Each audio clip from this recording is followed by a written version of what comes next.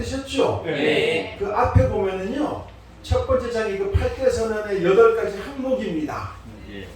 이 중에서 굉장히 유명한 것은 끝에서 두 번째 전도 선언이에요.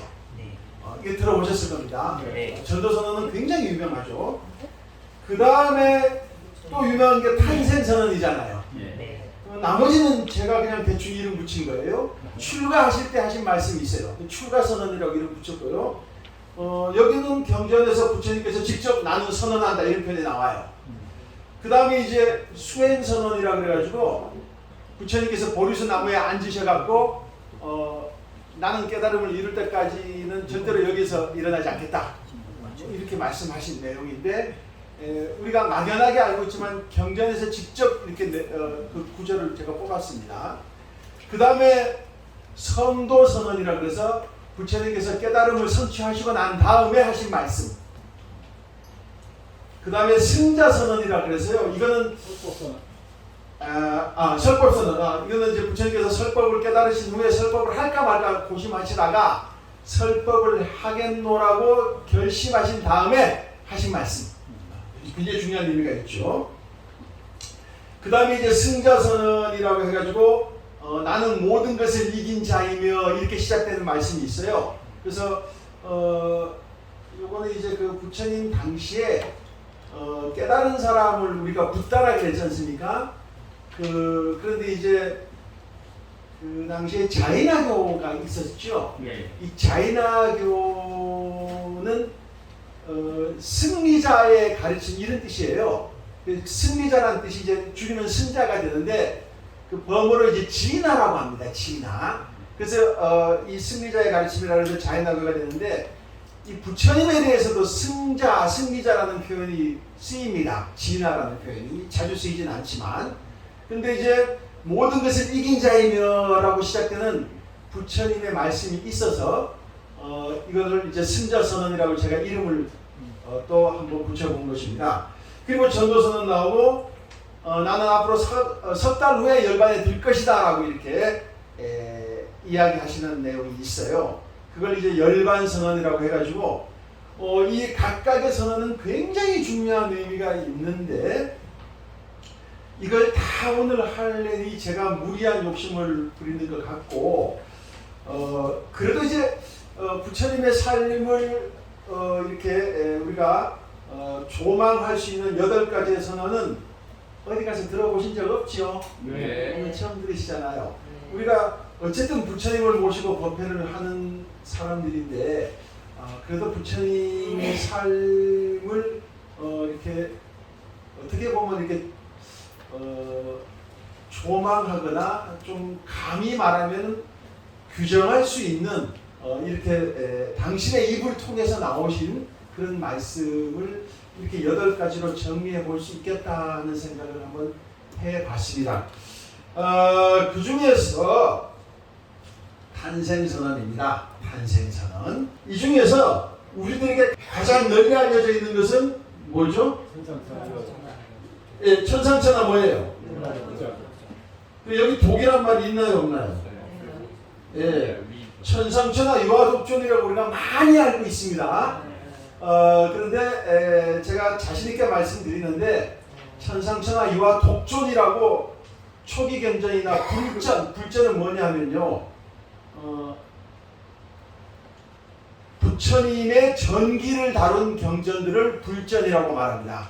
그러니까 부처님의 일생을 다룬 그런 경전들 속에서 천상천하 유아독존할 때 홀로 독자로 이렇게 표현되어 있는 경전은 없습니다. 근데 뜻은 같아요. 그러니까 천상천하 유아독존이라 그러면 틀린 겁니다. 근거 없는 이야기입니다. 저는 그런 이야기 하고 싶지 않습니다. 왜냐하면 오직 유자에서 이미 홀로 독의 의미가 있는 거예요. 그러니까 천상천하 유아위존, 경전에서 그대로 유아위존이라고 표현되고 있는데, 그리고 3계 계고 5당 안지 이렇게 이제 나오고 있는데, 천상천하 유아독존이라고 그렇게 생각하고 있으셔도 무방합니다. 초파일날 법요식 하셨나요? 거기 혹시 광불의식 하셨어요? 그때 애기 부처님이 손모양이 어떻게 돼 있죠? 한 손은 우리 옛날식으로 말하면 디스코 주인데 여기 이렇게 보게 되면 이게 이제 니까야에 있는 그 표현이고요. 요거는 이제 한문경전에 있는 표현이에요. 여기 보면 손을 들었다라는 말이 나와요. 문장이. 근데 손을 들었다라는 말이 나오는데 요게 이제 한문경전 중에서도 최초의 그 가장 오래된 경전이라고 보여지는 수행본기경이라는 그 경전이 있습니다. 부처님의 일생을 다룬 한문 경전 중에서 가장 오래된 경전이라고 이야기되는 거예요. 그리고 요거는 니까야의 가장 그 오리지널한 그런 그 표현이라고 말할 수 있는데, 요 니까야에서는 손을 들었다는 표현은 없어요. 근데 이 한문 경전 보면 손을 들었다라는 표현이 있습니다.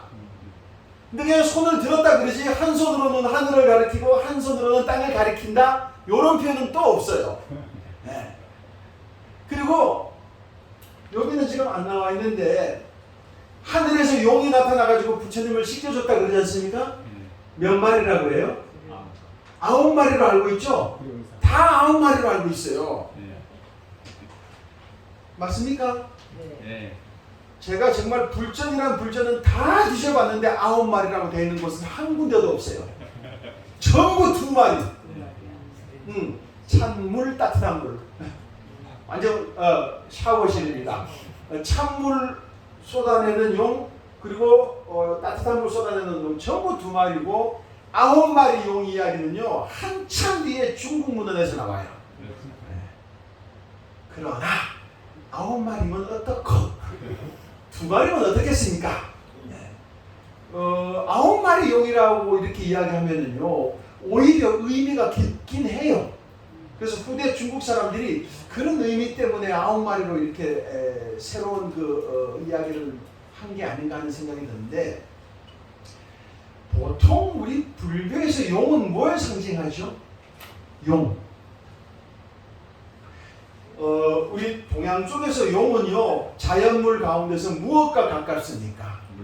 물이랑 가깝죠. 서양하고는 달라요. 서양에서는 용을 뭐라 그러죠? 드래곤이라 그러죠. 이 드래곤은 물이랑 가까울까요? 불이랑 가까울까요? 요건 불이랑 가까워. 그 동양의 용과 서양의 용이 똑같은 드래곤이라고 용으로 번역되지만 완전히 달라요. 서양의 드래곤은 주로 어디에 살까요? 서양 신화에 나오는 드래곤은 산속 동굴 같은 데 살아요. 동양의 용들은 바다나 호수 같은 큰 물 속에 살아요. 그러니까 물과 관계되어 있고 드래곤은 불과 관계되어 있고, 서양의 드래곤은 주로 좋은 쪽일까요? 나쁜 쪽일까요? 나쁜 놈들이 많아.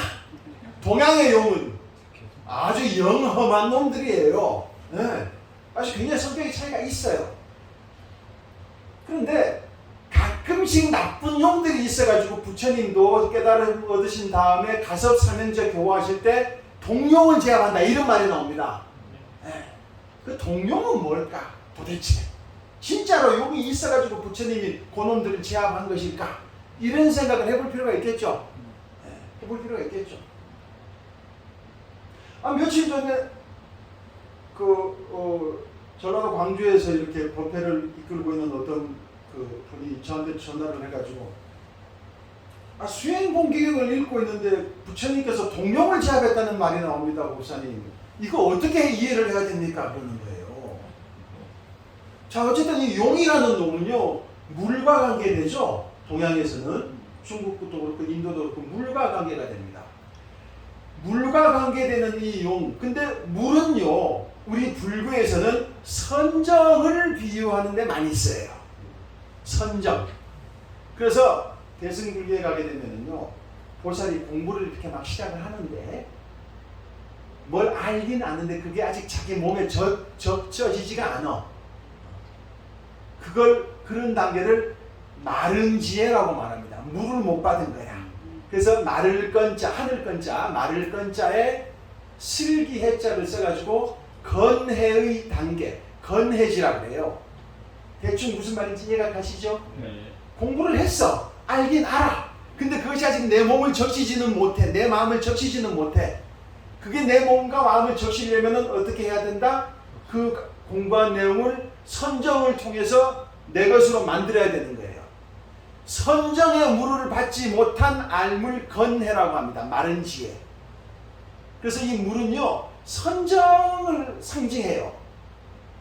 근데 그러니까 용이 9마리 나타나서 부처님을 씻겼다라는 이 표현은요, 초기 불교에서 이야기하고 있는 9단계의 선정을 이야기한다, 이렇게 말할 수가 있는 거예요. 그럴듯하죠? 9마리 용은 초기 불교에서는 선정이 차례차례 9단계를 거쳐간다, 이렇게 이야기를 하거든요. 그걸 구차제정이라고 말합니다. 굉장히 중요한 거예요. 요걸 상징하는 것이다. 아주 멋들어진 해석이라고 말할 수 있습니다. 근데 찬물, 따뜻한 물 뿌리는 2마리 용은 그러니까 이건 뭐라고 할 수 있을까요? 지와 관. 사마타 위파사나, 요즘 식으로 말하면 그런 식으로 수행의 2가지 방식을 상징하는 거라고 해석할 수 있습니다. 어쨌든 간에 용이 물과 관계 있고 물은 선정을 상징한다면 동용은 뭐겠어요?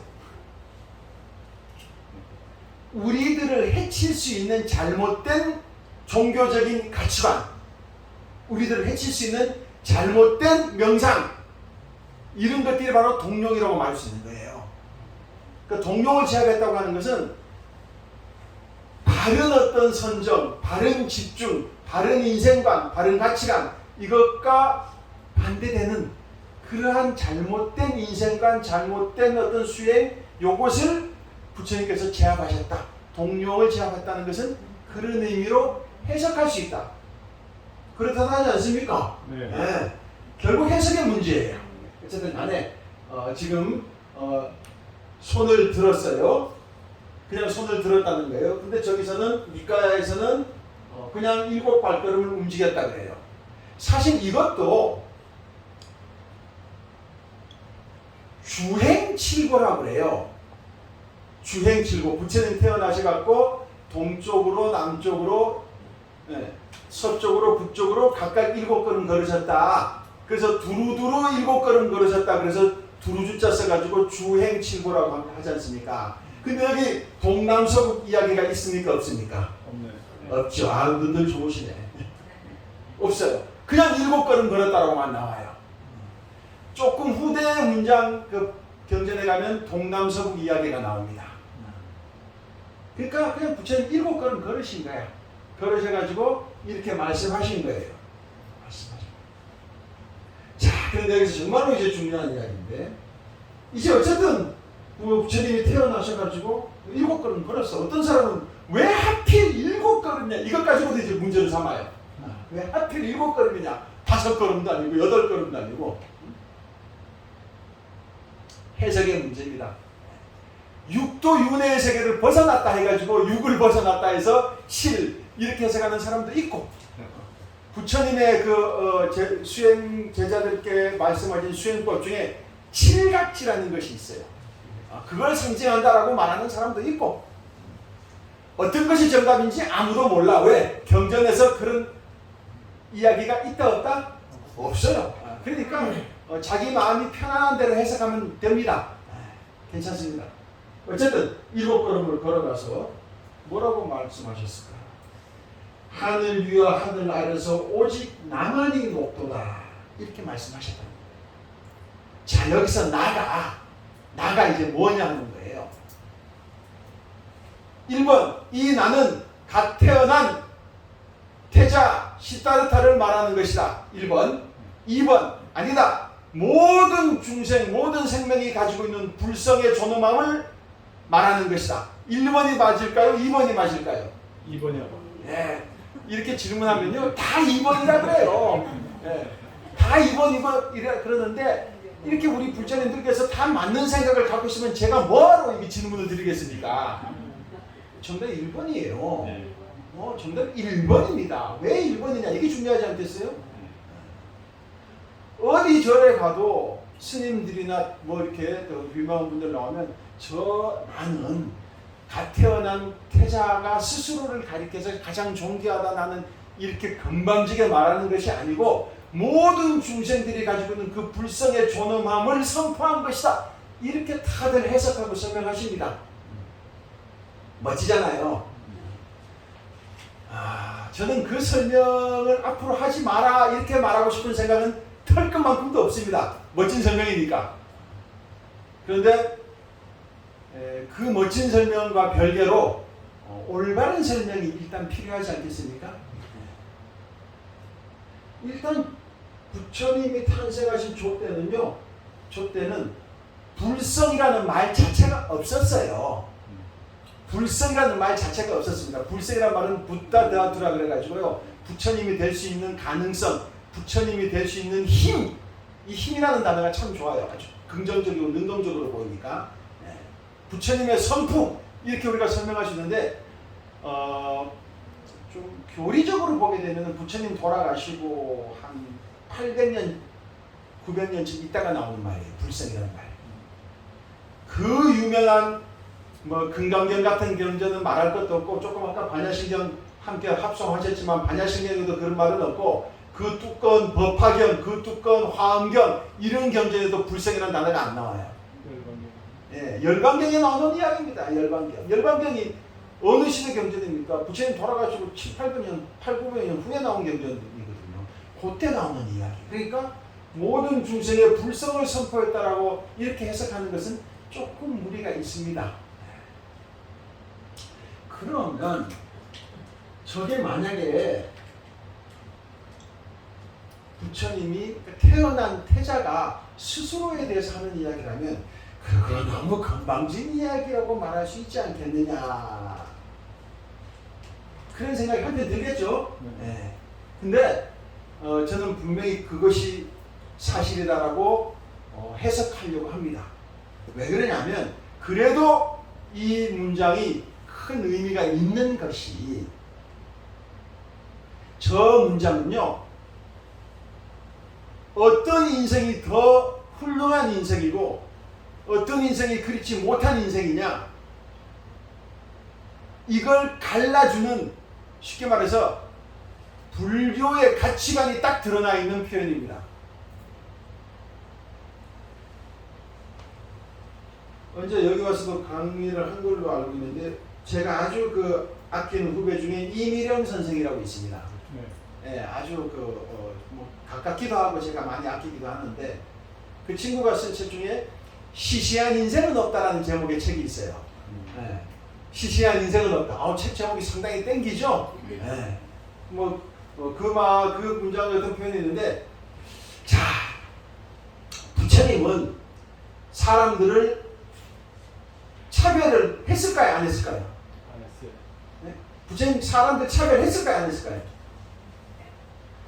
했어요. 차별 아주 심하게 하셨습니다. 아주 심하게 하셨습니다. 부처님은 모든 중생의 평등함을 선포하셨다. 이 말이 틀린 말이 아닙니다. 그런데 최소한 초기 경전에서는요, 그것보다 더 많이 말씀하시는 것이, 압도적으로 많이 말씀하시는 것이요, 모든 중생의 평등함, 이거 별로 말씀 안 하세요. 어떤 사람이, 어떤 삶이 더 나은 사람이고 어떤 삶이 더 나은 삶이냐, 이걸 많이 말씀하시는 거예요. 이거를 어떤 사람이 더 천한 사람이고 어떤 사람이 더 귀한 사람이냐, 요걸 말씀하시는 겁니다.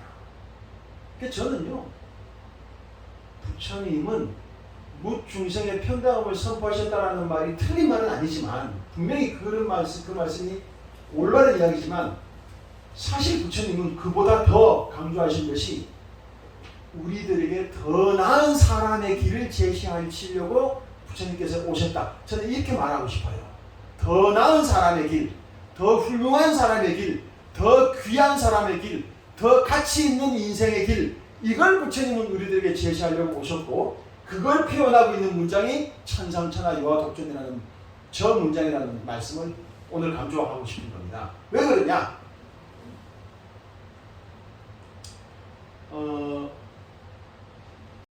벌써 한 30여 년 전의 이야기입니다. 제 동기들이 이제 그 당시 당시 이제 군종법사 임관을 앞두고 있었어요. 군법사 동기들이 임관을 앞두고 있는데 제 동기들이 전체적으로 이렇게 보게 되면 아주 정말 공부도 잘하고 진지한 이로 말할 수가 없어요. 그런데 그 중에서 그 당시까지 유독 공부하고 거리가 먼 친구가 하나 있었습니다. 매일 술 먹고 다니고 네, 그런 친구 하나 있었어요. 지금은요 술 일이 안 된 지 20년 돼가지고 정말 스님으로 너무너무 훌륭하게 생활하고 계십니다. 이 친구가 그 당시만 하더라도 별로 공부도 안 하고 막 그랬거든요. 근데 저희 선생님 찾아와가지고 어떤 이야기를 하냐면 좀 겁나는 거야. 이제 군종법사로 가려고 하니까 군종법사는 자기보다 훨씬 나이가 많은 장군들하고 같이 이렇게 이야기를 많이 하고 장군의 참모가 되기 때문에 그런 사람들하고 상대를 해야 되거든요. 선생님 저는 선생님한테 교수님 제가 이제 인관을 하게 됐는데 저는 공부도 별로 한 게 없고 나이도 어리고 세상 경험도 적습니다. 근데 제가 앞으로 상대해야 될 사람들은 공부도 저보다 많이 하는 사람들이고 세상 경험도 많고 사회적인 지위도 저보다 높은 그런 사람들인데 제가 어떤 자세로 그런 사람들을 대해야 되겠습니까? 질문을. 그러니까 제 스승님께서 뭐라고 말씀하셨냐면요. 그렇지. 다들 너보다 낫다라고 말할 수 있지. 하지만 영규야. 그 친구 성명이지 영규입니다. 그들은 중생이고 너는 보살이다.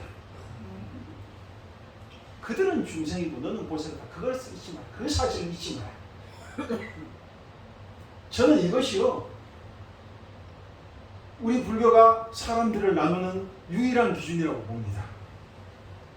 이 세상에는요.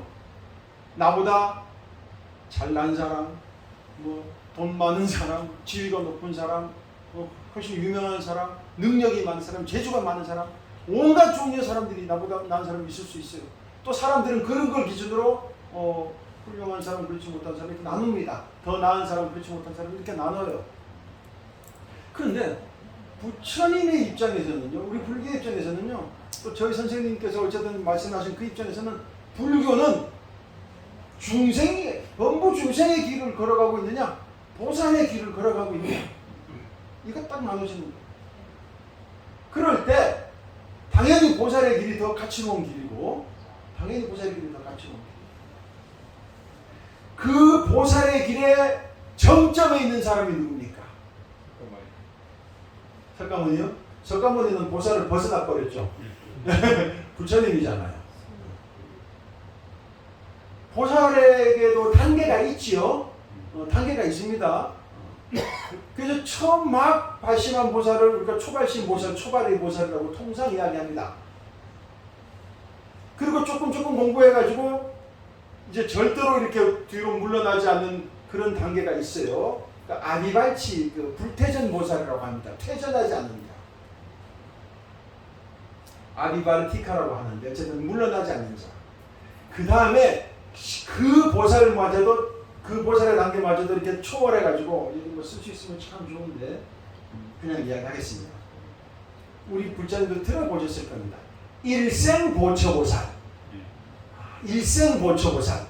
한 생만 보좌하는 자리에 있는 보살이다. 원래 이 사람을 에카자티 프라티바나라고 해가지고요. 에카자티 하나의 생만 프라티바다 묶여있다라는 뜻이에요. 하나의 생만, 한 생만 묶여있는 겁니다. 그래서 일생 속의 보살이라고 하는데 정확한 번역인데 이 묶일 개자가 번뇌를 의미하는 수도 있기 때문에 좀 부정적인 단어이기 때문에 나중에는 일생 보처보살로 부처님을 보좌하는 자리에 있는 보살이라는 말을 이렇게 많이 이야기해야 돼요. 어쨌든 일생 보처보살이 모든 보살 가운데서는 정점에 있는 자죠.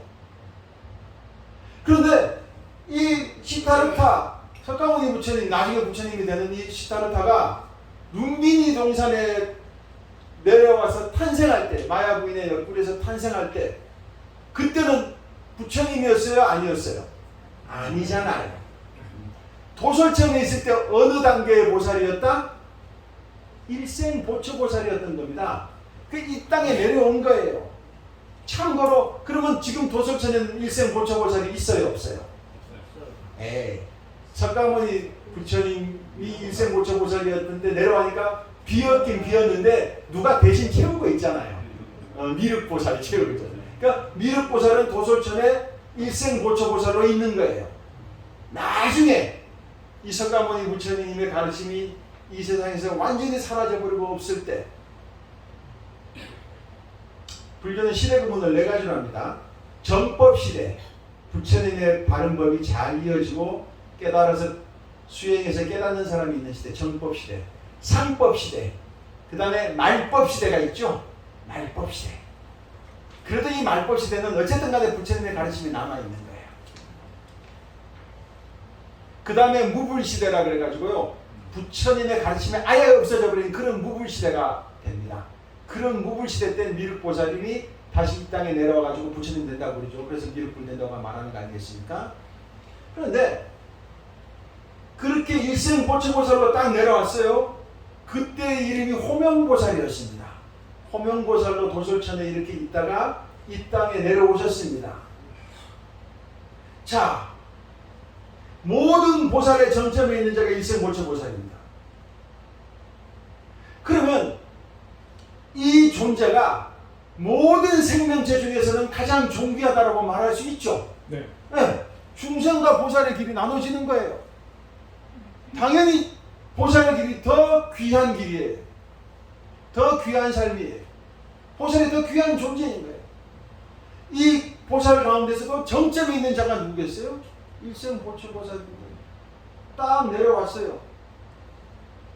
근데 일생 보초보살이 당장 내가 가장 존귀한 존재다라고 말하면 돼요, 안 돼요? 아직은 안 되지. 왜? 혹시 부처님이 있으면 안 되니까. 그렇잖아요. 부처님이 이 땅에 계신가 안 계신가를 확인하는 과정이 주행실고예요. 빙 둘러보셨다 그랬잖아요. 주변을 빙 둘러보신 게 뭐라고요? 이거 어떻게 해석한다? 그냥 심심해서 둘러보셨다 이렇게 해석할 수도 있어요. 새로 만난 세상이 신기해서 둘러봤다 이렇게 해석할 수도 있습니다. 저는 그렇게 해석하지 않고 이 땅에 부처님이나 부처님의 가르침이 있느냐 없느냐 이걸 확인하는 과정이라고 해석을 합니다. 빙 둘러보니까 있다 없다? 부처님이 이 땅에는 없다. 그러니까 이제는 이야기할 수 있는 거예요. 천상천하 유아 독존, 천상천하 유아 위존이라고 선언할 수가 있는 겁니다. 나는 세상에서 제일 높다 선언할 수 있어요. 무슨 말인지 이해가시죠? 네, 일생 보초보살로서 선언하는 겁니다. 사람의 잘나고 못남에 대해서 부처님께서 딱 말씀하시는 거예요. 어떤 사람이 잘난 사람이고 어떤 사람이 그렇지 못한 사람이냐 차별하시는 거예요. 첫 번째가 뭐라 그랬습니까? 여기 나옵니다. 믿음이 있는 자가 있고 믿음이 없는 자가 있다. 어떤 사람이 더 나은 사람이다? 믿음이 있는 자가 더 나은 사람이다. 믿음이 있는 자에게 두 종류가 있다는 거예요. 절에 가서 비구하게 한문경전에서는 비구라고 말하는데요. 니까야에서는 성자라고 표현합니다. 비구에게 예경하는 자가 있고 예경하지 않는 자가 있다. 예경하는 자가 더 귀하다. 더 낫다. 예경하면서 경을 듣는 자가 있다. 경을 청하여 듣는 자가 있다. 그렇지 않은 자가 있다. 경을 청하여 듣는 자가 더 귀하다. 더 낫다. 경을 청하여 듣는 자 중에서도 그것을 수습하여 행하는 사람이 있고 그렇지 않은 사람이 있다. 행하는 사람이 더 귀하다. 이렇게 쭉 나가요. 그리고 제일 마지막이 뭐겠어요? 그렇게 법을 잘 지키고 닦아 나가는데 다른 사람의 이익과 행복을 위하여 그렇게 하는 사람이 있다는 거야. 스스로도 행복되고 타인도 행복되게 이 세상을 행복되게 만들려는 사람이 모든 사람들 중에서 제일이고 가장 위대하고 가장 크고 가장 존귀하고 가장 뛰어나다. 이런 문장으로 마무리를 짓고 있는 경전이 중화안경 선법경입니다. 자, 우리 부자님들 어때요? 여기에서 어디에 속하시나? 네. 제가 보니까 최소한 1단계에서 중간 정도는 최소한 오신 거야. 왜냐? 제가 비구는 아니고 선자도 아니지만 그 역할을 현재 잠시 대행하고 있다고 이렇게 칠 수 있지 않습니까? 그러면 지금 우리 불자님들 열심히 듣고 계시잖아요. 경을 열심히 듣는다. 그럼 여기서 벌써 그리고 저 유동호 목사라는 사람이 어떤 이야기를 하고 있는가 이런 생각을 하시잖아. 그걸 법을 관한다라고 이렇게 이야기를 할 수 있는 거예요. 그러니까 최소한 중간 단계 이상은 오신 겁니다. 자, 그래서 지금 오늘 보세요. 부처님의 이 탄생계는 뭇 생명체들의 존엄함을 선포하신 것이다 아는 그런 의미다 이렇게 해석을 해도 상관없습니다. 좋은 해석이에요. 멋진 해석이라고 말할 수 있어요. 그러나 그런 해석과 더불어서 이제 오늘 우리 불자님들은요, 저 문장은 불교의 가치관을 극명하고 있는, 불교의 가치관을 천명하고 있는 그런 문장이다. 부처님은 중생의 길을 떠나서 보살의 길로 접어들기를 우리들에게 바라고 계시는 겁니다.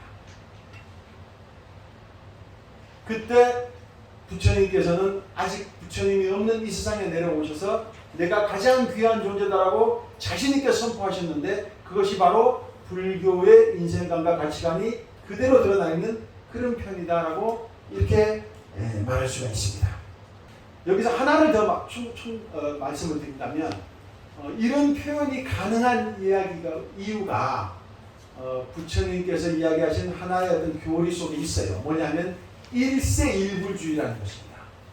일세일불이라는 것은 한일자에 인간세자 쓰고 또 한일자에 부처불자를 쓰는 겁니다. 한 세상에는 오직 한 분의 부처님만 있을 수 있다. 그러니까 일생모처보살이 이 세상에 내려왔는데 그 땅에 다른 부처님이나 다른 부처님의 가르침이 있어. 그러면 이 일생모처보살은 일생모처보살이기 때문에 선고를 해야 된다 안 한다? 안 한다. 하면 안 된다. 왜? 이미 어떤 부처님의 가르침과 그 명호가 전해져 내려오고 있다는 것은 그 부처님의 세상이라는 이야기예요. 자, 일세라고 했을 때 이 세라는 단어는 인간 세자를 쓰지만 한 세상이라는 뜻입니다. 원어로는 로카라 그래가지고 우리가 알 수 있는 세상이에요. 그러니까 지금 우리가 석가모니 부처님에 대해서 알고 있습니까? 모르고 있습니까? 대충 알고 있잖아요. 그 가르침의 의미까지는 몰라도 그 명호와 그 존재를 알고 있잖아요. 그 가르침이 전해져 내려오고 있다는 것도 알고 있잖아요. 그러면 석가모니 부처님의 세상입니다. 그럼 다른 부처님이 나올 수 있을까요? 없을까요? 없어요. 절대 없어요. 나오면 된다 안 된다? 안 돼. 이게 부처님이 세워놓은 법칙입니다. 그러면 이 일세일불주의는요, 또 우리가 잘못 생각하면 부처님 욕심쟁이 지 혼자 부처하려고 이렇게 생각할 수 있거든요. 절대 그렇지 않죠. 왜 그러셨을까?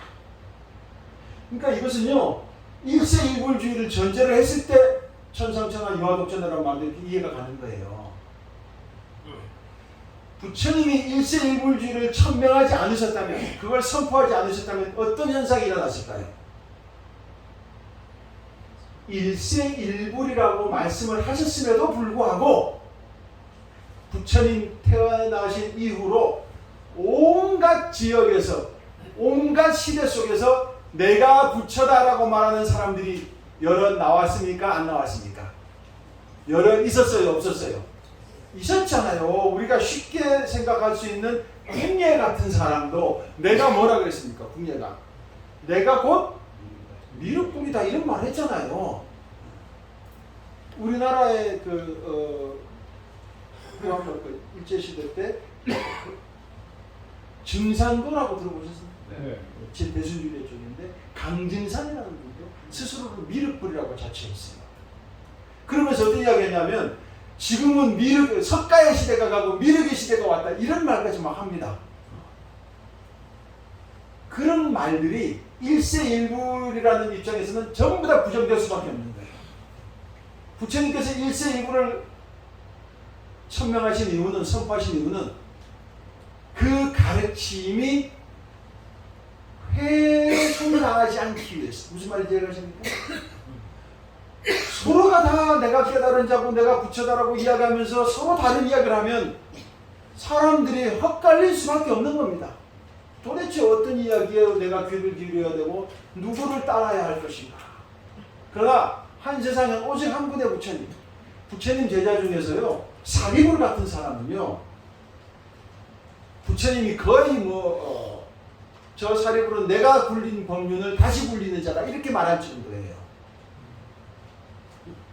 스스로를 법왕이라고 칭하시거든요. 법의 왕. 제자들도 그렇게 부르지만 사리불에 대해서는 법의 장군이라고 해요. 법장이라고 표현합니다. 법의 장군. 다른 제자들한테 그런 표현 안 씁니다. 오로지 사리불한테만 법의 장군, 법장이라고 부르고 꼭 열애화라는 표현까지 써요. 오로지 사리불에 대해서. 그런데 그런 사리불조차요, 나에게 귀의하지 말고 부처님께 귀의하십시오. 자기에게 귀의하겠다는 어떤 사람에게 나에게 귀의하지 말고 부처님께 귀의하십시오. 이렇게 말합니다. 귀의의 대상을 분명하게 이렇게 적시하는 겁니다. 일세일구를. 그리고 스스로가 붓다임을 참칭하는 그런 사람들로 말미암아 부처님의 가르침이 훼손되거나 왜곡되거나 굴절되는 걸 막기 위한 장치입니다. 그분들 저 경주 가면 불국사 앞에 뭔 탑이 있죠? 불국사에 예? 석가탑이 있죠. 거기 맞은편에 뭔 탑이 있죠? 다보탑이 있죠. 석가탑은 석가모니 부처님, 그럼 다보탑은 다보 부처님이에요. 석가탑은 석가열애, 다보탑은 다보열애를 상징하는 건데 이게 어디 나오는 이야기입니까? 법화경에 나오죠. 근데 다보 부처님이요, 법화경에 나오시는데 다보탑 안에서 나올까요? 안 나올까요?